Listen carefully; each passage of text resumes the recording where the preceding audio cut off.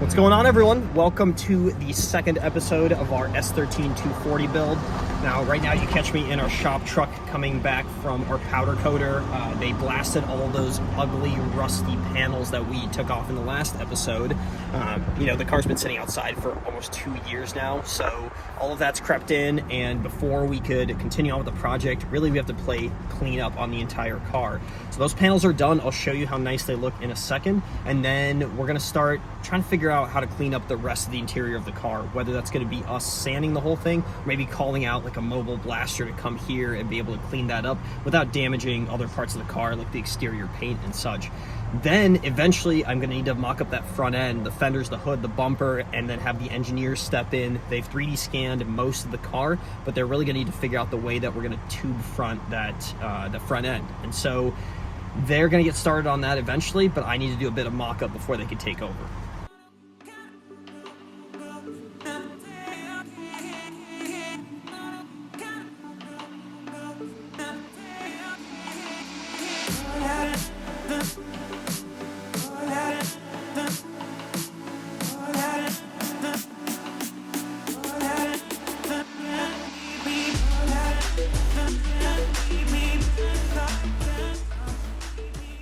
These panels look really good right now, but they're not going to stay that way for very long because of how humid it's gotten in the last week here in Minnesota. So I want to get a coating on it, and we've got a can of Steel It. If you guys haven't used this stuff, it is awesome. It comes in aerosol, comes in this roll-on paint. It's anti-corrosive. It's also weldable, which is great. So you could put it on panels or a roll cage, and it protects it, and then you can actually still weld onto it.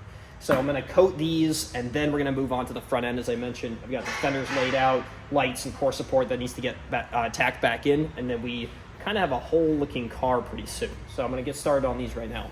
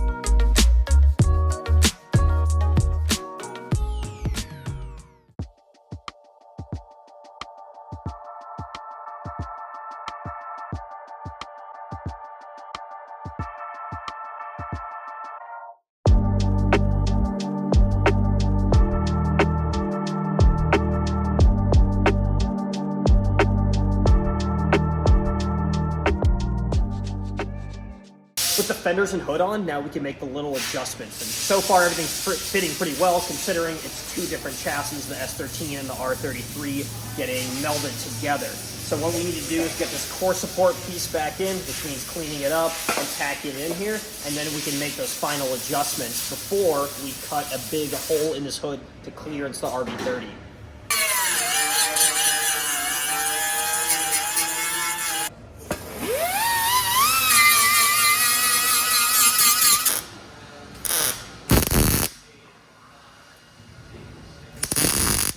Brian's just cleaning off the underside of the hood where we're going to make the cut. Basically, we have to make some marks on exactly how much we're going to cut for the front end of this RB. You'll see once he lowers the hood, we've got about 1.5 inch gap. Obviously, that's not going to fly. And then once we have it down and cut, we can really adjust the front end. Just a rough mark so we can get the hood to close, and the final cleaner cuts will be done later. What percentage of fabrication would you say is specialty equipment, and what percentage is Sharpie work? I don't know how to answer that. 50-50? Probably 50-50.